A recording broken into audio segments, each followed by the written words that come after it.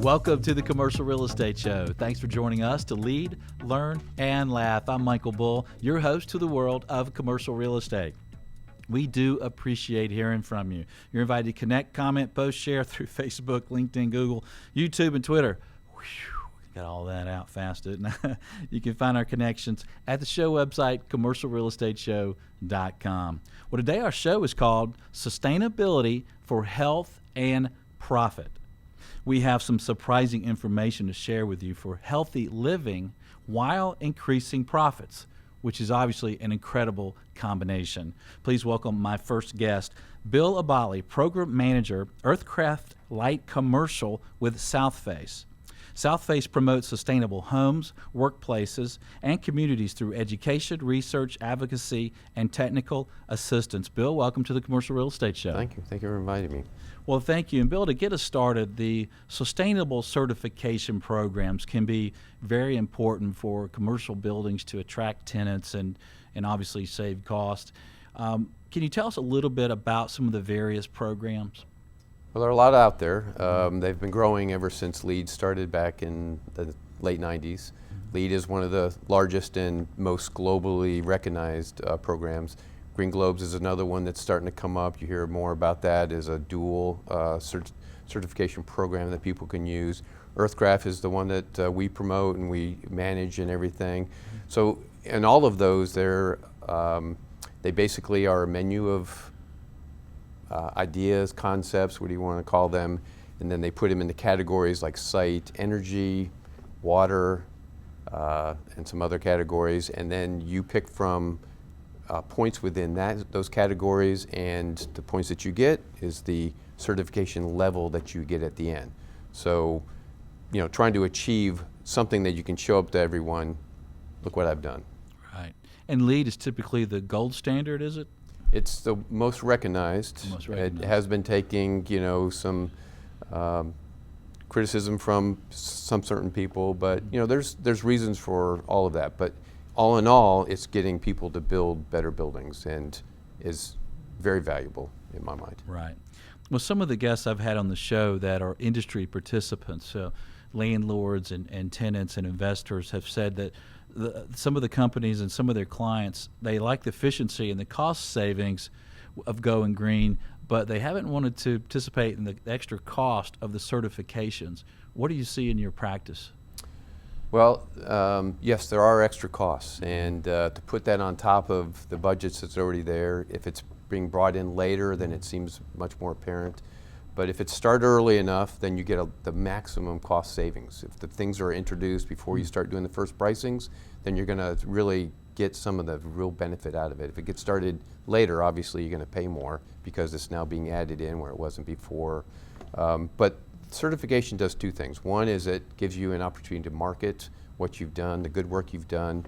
It gives you some level to base yourself on what other buildings are doing around you, so you're able to market that to clients and tenants. It also gives a level of verification that you're actually doing the work.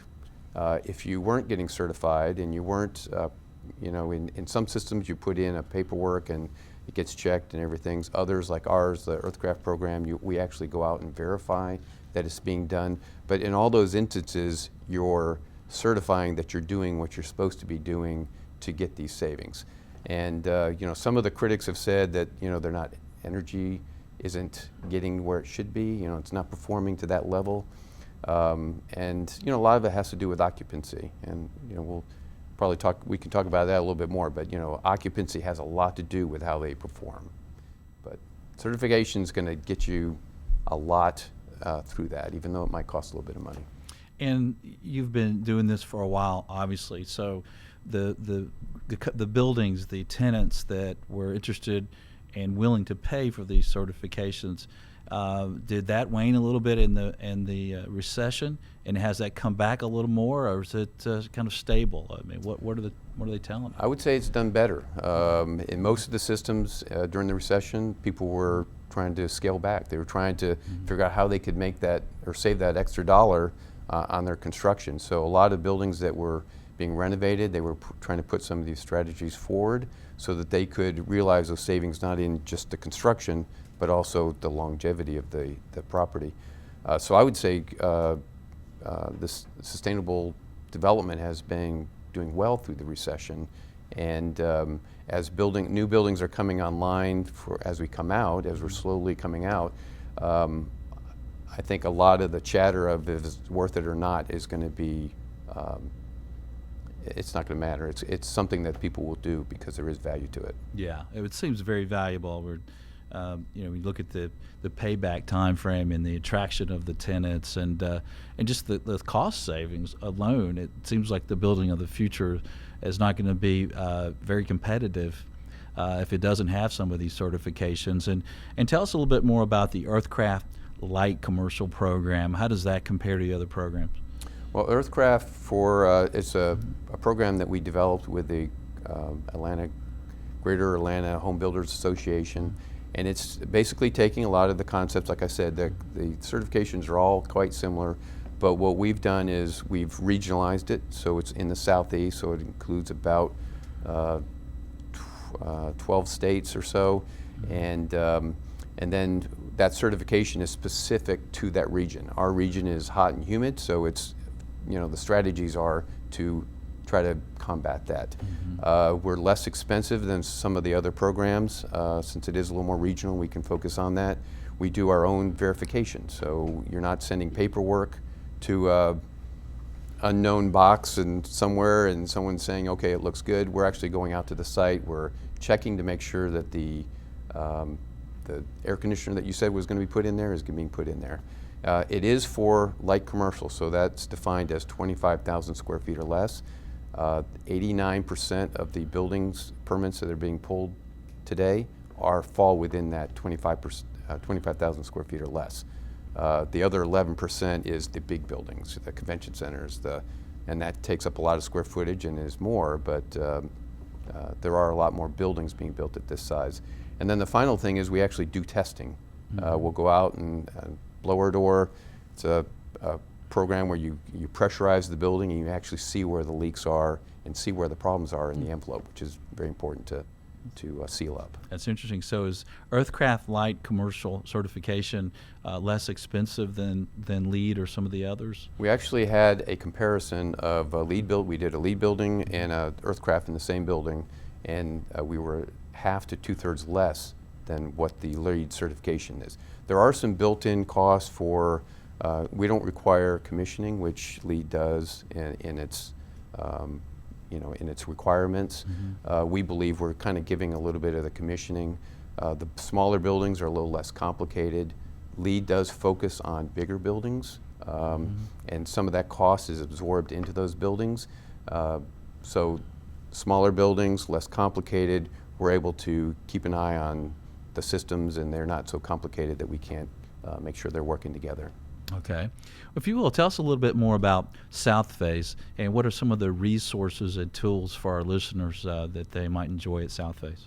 Well, we do have a facility that was built back in '96 when the Olympics were coming here. It was built near the Civic Center. It has, it's kind of they were mostly into residential at that point, so a lot of the strategies and concepts that were built into the house were put into this house, so we could tour people through and show them those strategies.